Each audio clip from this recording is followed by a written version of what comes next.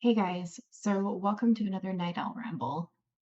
This one's going to be really rambly. I kind of have two subjects that I want to talk about that kind of intertwine with one another in a way. So I'm going to do my best to be as articulate as I possibly can, and hopefully you guys are still with me at the end of this, and if you are, I appreciate you. So in my last video, well, one of my last videos, I talked about feeling disconnected in my spiritual practice. And I got a lot of wonderful comments on it. And a lot of people who had said that they felt the same, have felt the same. And I just want to say you guys are amazing. And thank you to everyone who left a comment and kind of shared their experiences and their thoughts or gave me some encouragement. I just feel like it's important to talk about this when it happens to us because it happens to everybody, regardless of what your beliefs are. But I've spent some time thinking about why this happens. And I think in a lot of cases, for me personally, it tends to be situational to what's happening in my life. Sometimes it's dependent upon the time of the year. Um, I know ever since I moved here to Minnesota, usually at that really end part of winter where it's been winter for like 84 years and I'm just over it and I need to see the world come alive again. I really struggle with my spiritual practice. I just I'm like, okay, I'm tired of looking at snow. I need to be able to get out in nature now and not, freeze my innards, my inner organs. Yeah, I have feelings about how cold it gets here in Minnesota. Anyway, um, I so I mean that's definitely one of those situations that's situational, but it also just depends on what's going on in my life. As I stated in my last video, obviously, with COVID and doing distance learning with my 5-year-old, my kindergartner, and trying to manage my 3-year-old and being a stay-at-home parent and kind of having those feelings about being burnt out and kind of wanting to, get back to who I am as a person outside of motherhood. Really, I have to sneeze right now? Come on. No, no, no. Um, and, because we tend to lose ourselves to motherhood because our entire days revolve around taking care of another person. So it's really, really hard for us to care for ourselves. And I talked about this a lot in my video, so I'm not really going to go over that much. And I probably will discuss it again because it's a huge part of my life right now. But um, I have been thinking a lot lately about where do I go from here when things like this happen? And is this because there is something shifting within me this time? And what exactly is that? And maybe I need to branch out or think differently on how I handle things. So, I have been a practicing pagan since I was 15 years old. In the beginning, I thought it'd be really great to kind of do the craft thing where I had 3 other really good friends and we practiced magic together. That never panned out. I just never found people that I clicked with, and I just had this um, Hollywood teenage idolization of what it should be, essentially. And then as I got older, I became very much the opposite, where I just thought, no, I just want to remain solitary. I don't want to deal with people. I don't want to talk to people. I don't want to be in any groups. I just don't trust people. I'm uncomfortable. And part of that is I'm a shy person. I'm an introvert. I have some social anxiety. And excuse me, quite frankly, I had some traumas that I just needed to work through. And totally okay. That's all part of the journey of life. And I've done my best to acknowledge that and work through it in healthy ways. But The thing is that now I've started to realize as I've gotten older and my experiences as a pagan have changed, I've started to understand the importance of community.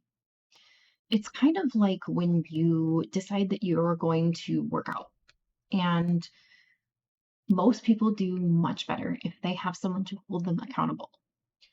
And this is something where I'm going to start bringing in the influence of mainstream religion, which is part of what I wanted to talk about tonight.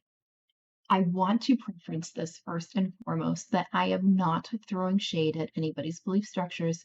I do my best to be um, very accepting of other belief structures and other paths because I truly believe that we are kind of all meant to see things the way that we're meant to see them, and that might differ from person to person. In fact, I think it's supposed to. But excuse me, I'm gonna have a sip of water before I get any further, just because I don't edit my videos, and this is what you get.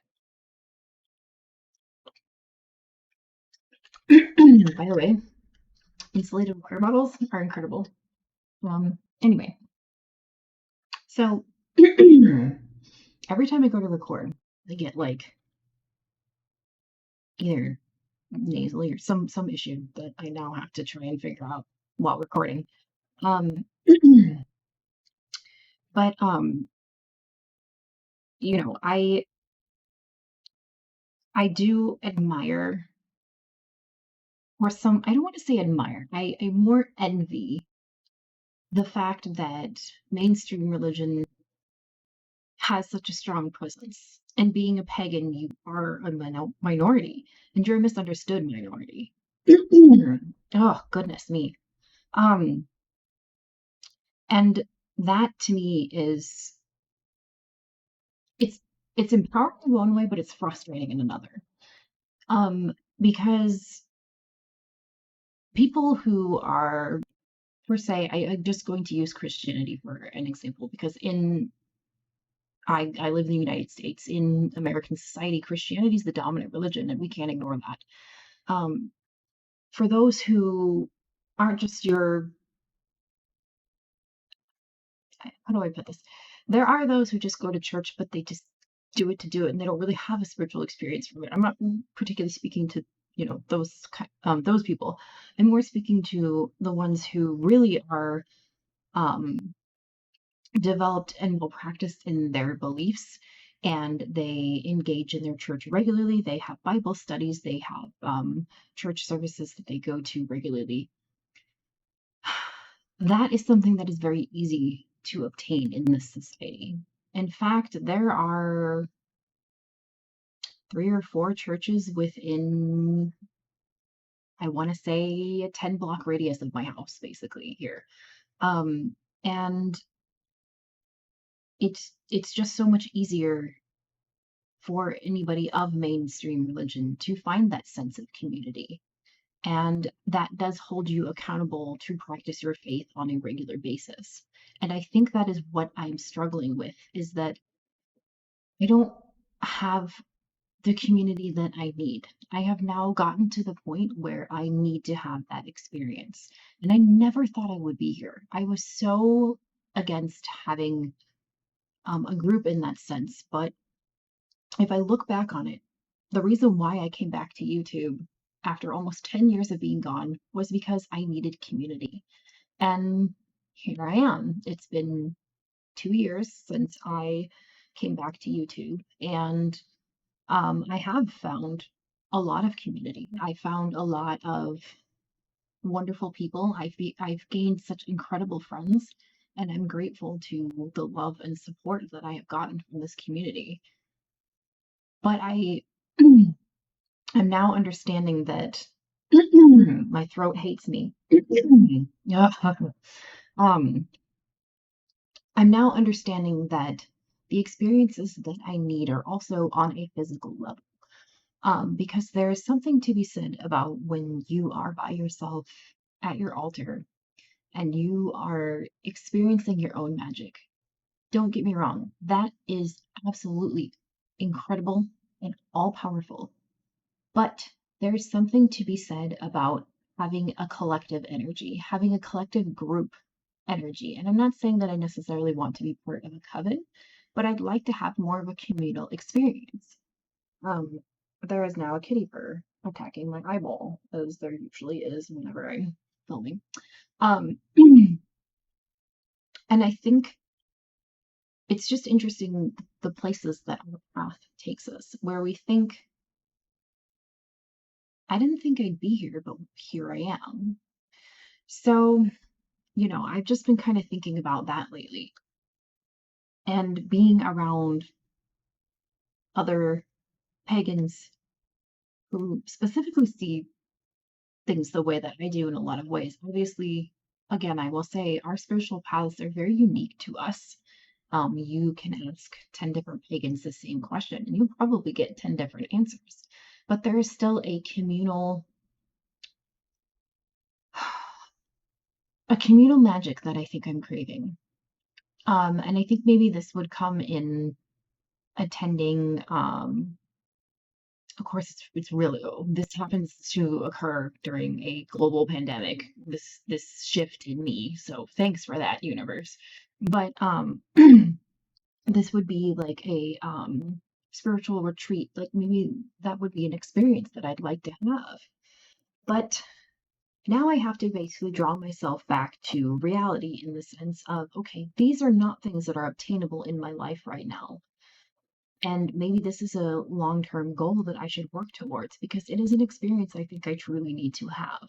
And it's an experience that I can't help but feel a little bit um, envious or jealous because it's not as easy for me to obtain. I can't just walk into the church that's the road, it's literally on the next street, and have a spiritual experience that I need because I am a pagan. And my spiritual experiences, some of them have been truly profound, either sitting right at this altar behind me or in nature. And although I'm not downplaying those experiences by any means, um, I'm now understanding that I need to have something different, and that's okay.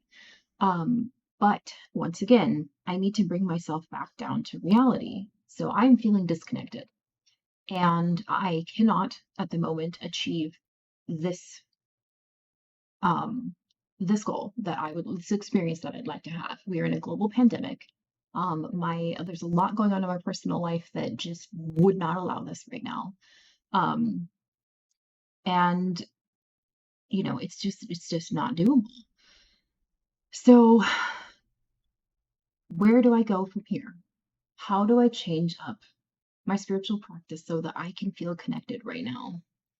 Especially because in a couple of weeks here, I am actually going for another surgery for endometriosis. And this one is going to be very, very difficult because it is done differently, it's more invasive, and it's going to be a harder recovery. So um, I'm I've been in survival mode basically since COVID-19, actually since really before COVID-19 started to impact our lives on a daily basis. Um, just because my husband had been working so much. And then that slumped off literally 2 weeks later, we went into lockdown for COVID-19. So since, the beginning of the year, since the start of 2020, I've been in survival mode. And now I'm about to have this surgery. And, you know, I have a lot of feelings on this. It's going to take a lot from me. And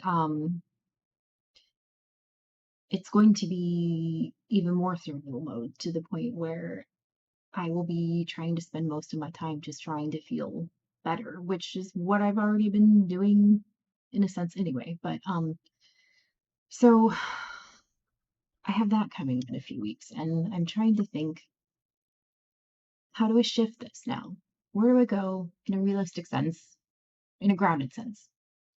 And the one thing that, and this is now where we'll kind of shift into the other topics that I kind of wanted to talk about tonight. The one thing that I had been aware of since about 2012, when I started to have a clear understanding, a clear knowing that eventually I would work with the Norse gods. I just knew at that point in practice it wasn't time yet. A few years later, this started to occur. Which, if you guys ever want to know the full story on um, how I became, a Norse pagan, essentially, I can do a video on that. I think I did do one a few months ago, but I'm not entirely sure how much I went into detail about it. But anyway, um, so the one thing that I have always been aware of when it comes to the Norse gods is their um, how important oaths are to the Norse gods specifically. And this is something that many people who are Norse pagan will do. They will take an oath to the Norse gods, and they will even get an oath ring. And this is just something that will represent their tie to the Aesir or the Vanir, or um, any of the Norse pantheon. And this to me, I had been so apprehensive of this that I have never even actually dedicated myself to Freya. I was afraid to call her my matron until recently. I basically started using that term just so people could understand that she is the goddess that I work with the most. She is the goddess that I'm connected to the most. And she has the heaviest influence over me, for lack of a better word. And lack of a better term, I should say. But I find it astonishing that I have not done this because I've been afraid. And now I'm starting to realize that maybe this is something that I should do, because I feel like I opened that door halfway and I've just been scared. And I haven't opened it, just flung the door open and just been like, "Hey, I'm here. What's up? Let's have a thing. To meet." um, and I think my misconception of what an oath is and what it could potentially mean to my deity is holding me back. Because the reason why I was apprehensive to take an oath to the Norse gods is that I like to have the flexibility in my life that things will change, because change is the only thing that's consistent. So I kept thinking, well, what if someday I don't work with the Norse pantheon anymore? Although that's unimaginable to me right now. I don't know if that will happen in the future. We don't know what's to come. So I wanted to be able to have the ability to keep that open. And so I wasn't entirely sure if I took an oath, if that I would be allowed to do that, just because the Norse gods specifically, they take oaths so seriously. It's such a big part of the mythology and kind of the structure of those deities. And I started to think about the oaths that we take in our lives. And some of this was influenced by a conversation that I had with my friend Drew, and she is known as She Who Walks Between the Worlds here on YouTube. I'll put her channel down below, because I like to do that whenever I mention, anybody. And she had said, well, think about, what's on your left hand, my wedding ring. And she said, did you take a vow to your husband? And I said, yeah. And she's like, well, that's an oath. And that oath will look different in your marriage versus my marriage when I took my oath, because my relationship with my husband is different than how your relationship is with your husband. So look at your deity like that. Your relationship with Freya is different than, you know, the next Norse pagan who potentially would work with Freya. It's it's just to the individual. So I've been tempted to seek this out in a way. Maybe start with a dedication, because an oath to the Norse gods in as a bigger thing, not just a dedication to Freya, seems like a bigger, more communal thing that I want to be a part of, and I don't want to do it alone. Um, but a dedication to Freya seems like something that I could handle on my own, in a sense. So I thought maybe that's something that I could start with, just to open that up more, to open up my connection to her more. And the other things that I think or just on the mundane, is prioritizing my time, spending more time at my altar, getting myself in a altered state of consciousness, because that is something that Freya tends to really prefer to communicate, and that is also something that is deeply beneficial to the spiritual mind. So I'm hoping that prioritizing my time a little bit more might be something that I can work on, but I have a lot of challenges ahead of me with this surgery coming up, with distance learning, doing all of that, and dealing with everything that my body puts me through, and dealing with everything that's going on in my family. But I'm not here to make excuses. I'm here to try and do this for myself. Again, I'll say I really wish that I had someone holding me accountable more, because I do feel like that's easier for people who are practicing a mainstream religion versus us pagans who really kind of have to be our own cheerleader, really kind of have to be the ones who are like, okay, I know you don't feel like it, but you need to sit at your altar for a bit, light your candles, call the gods, be with them, and, you know, get out in nature, feel them, awaken this within you. It's just, we get so caught up in our mundane lives, and I'm just spiraling in it right now, still. And I'm just trying so hard to keep balance between me who is a mother and a wife, and me who is me, and me who is a witch and a practicing pagan. Um, because it is something that I'm deeply passionate about. It is a large facet of my personality. And it's something that I truly believe will be lifelong for me. And I just want to lose myself in it so much. I envy, in a way, those who can really just sink their whole lives into their spirituality. But then there's also that side of me that realizes that there needs to be a balance between the two. At least for me personally, that's just what I need out of life. But I suck at balance. I'm terrible at it. Um, Probably because I'm an air sign.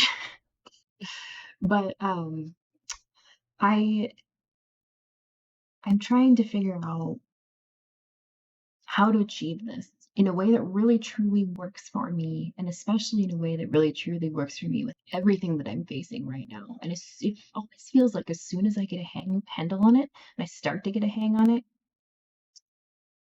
it, words, something happens to completely disrupt my life.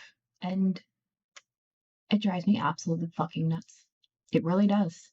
And I just, I'm trying to figure out what else do I need as as a spiritual person, because if I can make time for my spiritual self, if I can nurture her and watch her bloom, then I'm going to be a better person completely across the board. There's no arguing. Um, my spirituality is deeply tied to pretty much everything I do in my life. And that right there, I think, is an empowering thought for feeling disconnected, is that it actually is really tied to everything. So I think that is all I wanted to say on this subject. This video actually ended up being a little bit longer than I intended to, but I just have a lot to say on the subject. So I'm hoping that this all made sense for you guys. I feel like I say that after every single Ramble video. Um, but I do believe I was able to convey my thoughts pretty clearly, aside from getting cat furs in my face and clearing my throat constantly. I'm sorry. Um, but yeah, I am going to try my best to get some more videos out before my surgery, which is on October 22nd. And then I might have to be taking a break for a while, just because I'm not going to be feeling that great. So I will keep you guys updated on all of that. But other than that, I will be here still making content. And please leave your comments down below if any of this made sense with you. If you have any thoughts that you'd like to share on this, I'd be more than happy to read them. I don't always respond to every single comment, but I read every single comment. Trust me, I do. I gotta get better about responding. I'm sorry, guys. um, just me stretching myself thin as a mother. But yeah, thank you guys for watching. And as always, be